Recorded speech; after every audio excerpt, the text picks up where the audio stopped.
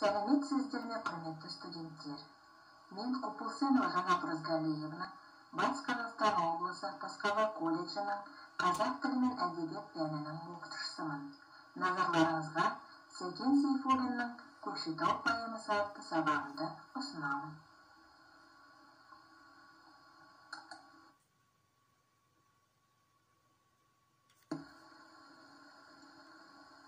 Сабақтың мақсаттары: жас ұрпақты еліміздің тәуелсіздігі мен егемендігі үшін күрескен алаштың ардақтысы Сәкен Сейфуллиннің өмірі мен шығармаларын оқып білуге баулу, ақынның өз заманындағы саяси қоғамдық көзқарасын таныту, ұлтжанды ұрпақ тәрбиелеу.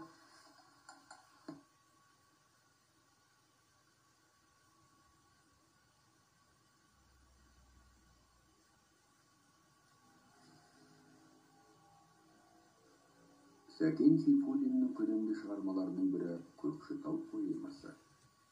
Ел арасында Көкшетауға байланысты неше түрлі халық аңыздары, ертегі сипатты әңгімелер болды. Ақын поэмасы негізінен осындай халық аңыздарының желісіне құрылған. Өкжетпес, жұмбақтас аңыздары Сәкен поэмасының негізгі тараулары. Ақын сол дәуірдің шындығын, ондағы адамдар образдарын, таптары, қарым-қатынастарын осы тарауларда ашады. Бұл аңыздардың негізі қазақ пен қалмақ арасындағы ерте кездегі жауласушылық оқиғалар болып саналады. Поэмада қазақ ханы Абылай бастаған қолдың қалмақты шабуыл кезіндегі оқиғалары суреттеледі. Поэманың негізгі кейіпкерлерінің бірі осы шапқыншылықта қолға түскен қалмақ қызы. Қыздың қойған бірінші шарты биік шың басына байланған орамалға садақ тартып, жебесін тигізу болса, оған таласқа түскен батырлардың бірде-бірі оғын жеткізе алмайды. Шың өкжетпес атанады. Екінші шарт ретінде күш сынасуды, үшінші шарт ретінде жұмбақ жасырып, соны шешуді ұсынады. Қыз жұмбағы халықтың ауыз әдебиетінде көп ұшырасатын дәстүрлі жұмбақ. Қыз өз басынан кешкен жайларды жұмбақтайды. Ең соңында қазақ батыры Адақ қыз сынынан толы өтеді. Батыр қызды еліне қайтарады. Бұл арқылы автор зорлық пен қарақшылықты жеңген әділдікті, ақыл мен парасатты паш етеді. Сәкен поэмасы Көкшетаудың бай көркем табиғатын көрсететін әсем де сырлы суреттерге толы. Көкшетаудың табиғатын, көлінің, тауының әсем көріністерін ондағы оқиғалармен байланыстырып суреттейді. Кейде тауға, шыңға, көлге портрет мінездене береді. Көкшетау поэмасы бүкіл қазақ поэзиясындағы көркем шығармалардың бірі. Оның халық арасында кең тарауы шын мәніндегі халықтық туынды екенін танытады.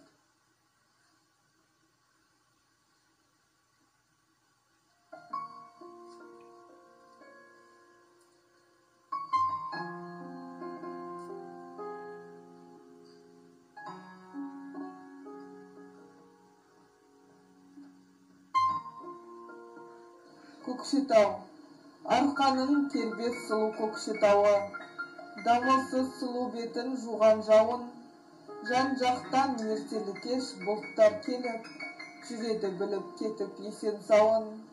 80 көл Көкшетаудың саясында, әрқайсысы алтын кесе аясында.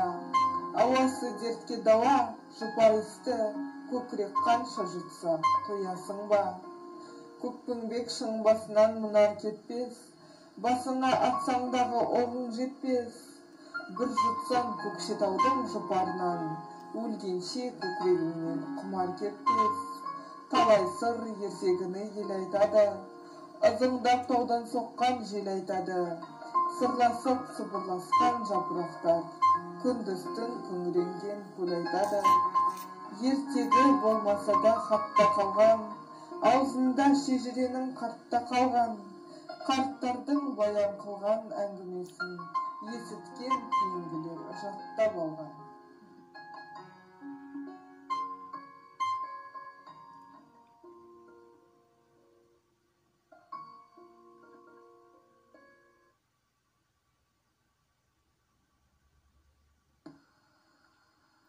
Сәкен Сейфуллин Көкшетау поэмасын 1925 жылы бастап, 1928 жылы аяқтаған. Көкшетау поэмасы біздің мәдени мұрамызға жаңа дәуір тудырған тамаша туындылардың бірі. Поэма 1929 жылы жарық көрді. Көкшетау Сәкен поэмаларының ең көлемдісі.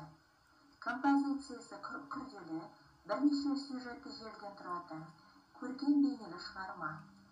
Автор табиғаттағы дыбыс пен қимылды, ондағы сұлулықты, Абылай хан заманын қазақ еліне жан-жақтан жасалған қысым жайында адам мен табиғатты салыстыра жазады. Поэма сюжеті қазақ жеріне басқыншылық саясат жүргізіп, әлсін-әлсін бүйірге найза тіреген, тынышсыз көрші қалмақтармен есеп айырысу кезінде қолға түскен тұтқын қыз төңірегінде өрбиді. Еркіндік аңсаған қыз ақыл мен өр мінезінің арқасында дегеніне жетеді. Ақылы ой, сезім қайрат, терең адамгершілік иесі Абылай хан қалмақ қызына бостандық береді.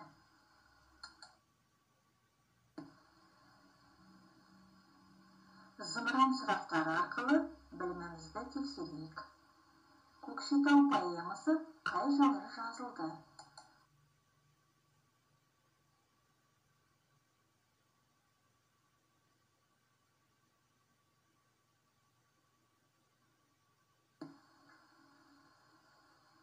Көкшетау поэмасы 1928 жылы жазылды.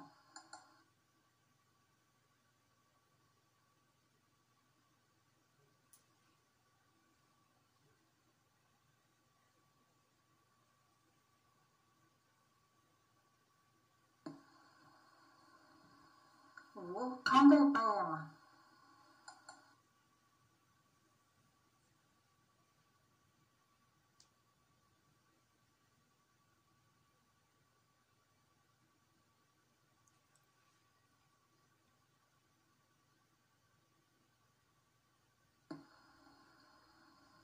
Көкшетау туған жер туралы, оның ғажап сұлулығы мен тарихы жайлы поэма.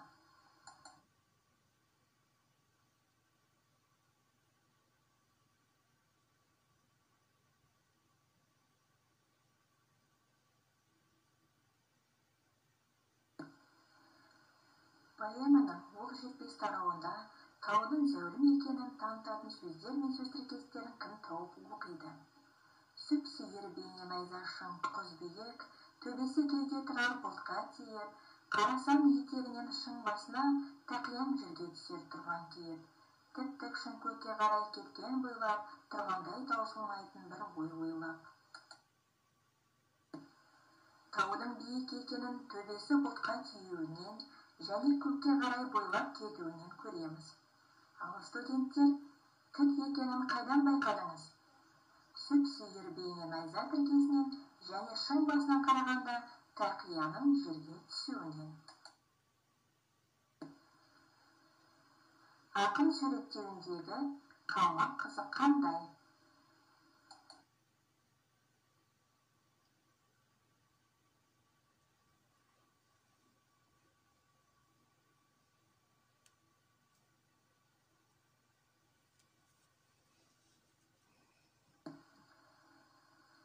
Сұлу, ақылды, мінезді, адамгершілігі мол, сүйіспеншілігі тұрақты, байсалды, тапқыр.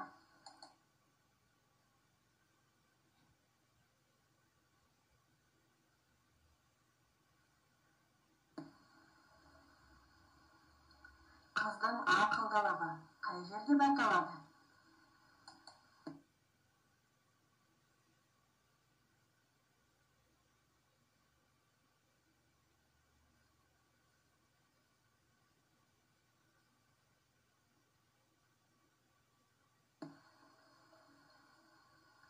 Қыздың ақылдылығы кімге барды таңдау өзіне берілген кезде көрінеді. Ол көл жағасындағы биік шыңның басына орамал байлатып, кім-кім соны атып түсірсе, соған бармақ ойын білдіреді.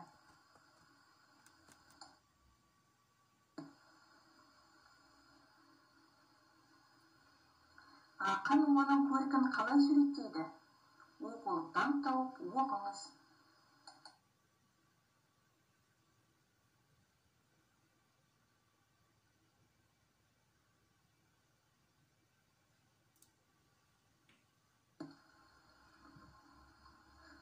қыздың 17-ге келген жасы, оралған аш беліне қолаң шашы, қап-қара қарлығаштың қанатындай, иірген ақ маңдайда екі қасы.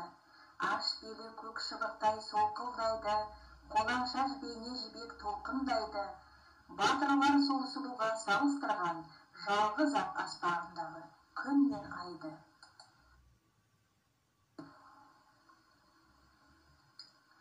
Ақын тұтқан қыздың бейнесін неге теңейді?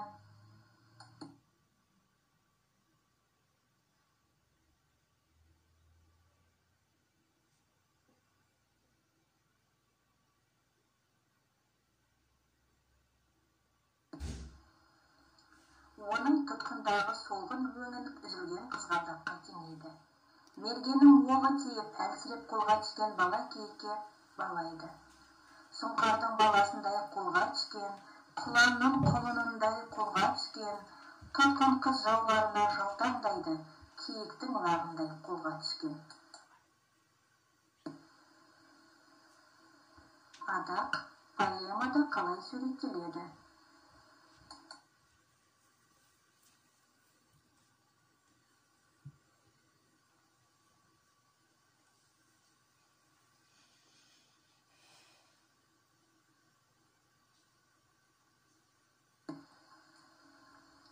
Ол поэмада кеңпейілді, адал, ержүрек, қайырымы мол адам болып суреттеледі.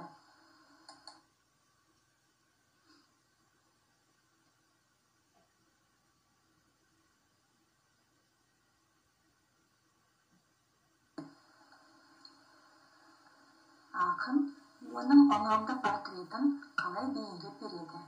Кім тауып оқиды?